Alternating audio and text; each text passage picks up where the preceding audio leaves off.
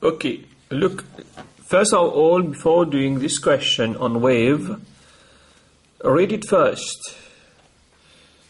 You have two figures here.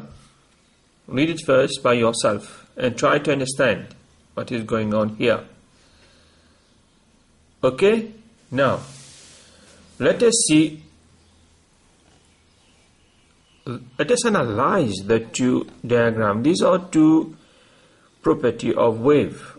One here, the one here is different from this one here. You can see here that the wavefronts are coming, and then you know that distance between the two waves, the two wavefronts, is the wavelength. So the wavelength changes. Oh my God, there's change in wavelength. Look at here, the wavelength the same. So this is diffraction and this is a refraction. Okay, this is diffraction and this one is refraction. Now refraction, you remember refraction. You remember when we are doing light, when a ray of light is coming and passing through a glass block, the incident ray does not move straight in the glass block. Why? Because the speed the wave is coming changes when it gets in the glass block, because the density of the glass block is higher than air. Now let us see what happens. It is diffracted. Can you see here? It is diffracted. It is no more straight. It is diffracted, refracted. We call this refraction. It is refracted. We call this refracted ray. This is the incident ray. This is the refracted ray. When a ray of light gets in a glass block, it is refracted. So you can see this in more details when you are doing light. Now, look here. Here also it is refraction. Here it is diffraction. Okay, so the examiner tells you what is happening here and what is happening here, and to record in the table. Here is your table. You have figure 1 here, this figure here, and this figure here. You are told, name the effect shown. You have to write refraction, and here you have to write diffraction. Okay, now let us see in more details what is refraction and diffraction. Let us see refraction first. Look at here. This is refraction. Can you see a wave coming here? Okay, the wave is larger wavelength.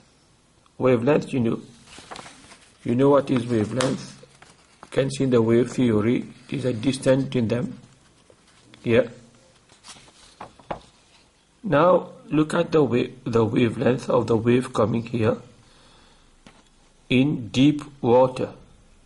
It is large wavelength. Can you see here, when we place a piece of plastic in the ripple tank, the wave becomes smaller. Can you see here it is larger and here it is smaller. When it gets out, it becomes larger again. You can see it is very difficult to film. Okay, I cannot see it. Can you see it is larger here and smaller here and larger here? So when there is shallow water, the wavelengths become short, and becomes deep water, it becomes large wavelength. Okay, so here and here, these two parts the same. This is smaller wavelength. So this is a refraction. Okay, Now let us see how it look like. Waves coming here in the ripple tank. You put a glass block here. They are refracted. Okay, they are refracted. You can see that they change direction, and also the wavelength changes. Okay. Now diffraction. As I told you in the previous question, when a wave is coming, it passes through a small gap, it is spread out and changes direction, but the wavelengths remain the same. So in diffraction, the wavelength remains the same. In refraction, the wavelength changes. Now, so what about the wavelength? Wavelength change, if any. Yes. Here, the wavelength becomes smaller. Put it smaller here, and here it is the same in diffraction. Okay. What about the frequency? Does the frequency change? Okay. Now, you should know that. Whatever happens in diffraction and refraction, the frequency never changes. Okay. 1 minute. Sorry, I got cold.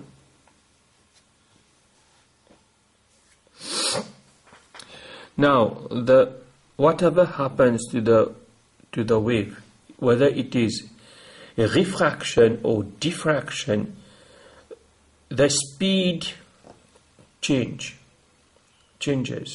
The speed changes, the wavelength changes, but the frequency never change. Okay, never change. Become the same. Okay. I think that this question will help you to think a bit on wave. See you later. Bye.